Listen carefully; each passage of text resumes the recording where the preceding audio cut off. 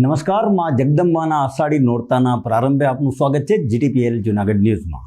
સૌપ્રથમ જોઈએ આજના મુખ્ય સમાચાર. આવતીકાલે અમદાવાદ સહિત દેશ અને રાજ્યમાં નીકળશે ભગવાન જગન્નાથજીની ભવ્ય રથયાત્રા. જૂનાગઢમાં રથયાત્રા અંતર્ગત ભગવાન જગદીશ, ભાઈ બલરામ અને બહેન સુભદ્રા નગર ચર્ચાએ નીકળશે અને મંદિર ખાતે આજે વિષ્ણુ યજ્ઞ યોજાયો. પરબધામ ખાતે બંદોબસ્ત દરમિયાન ગેરહાજર રહેલા 30 પોલીસ કર્મીને 5-5 હજારનો દંડ ફટકારતા જિલ્લા પોલીસ વડા પોલીસ બેડામાં ખડભડાટ. અને જોશીપરાની બુટલેગર મહિલાના ત્રાસથી કંટાળેલ લોકોએ પોલીસને કરી રજૂઆત. સમાચાર વિગતવાર જોઈએ તે પહેલાં લઈશું એક નાનકડો વિરામ.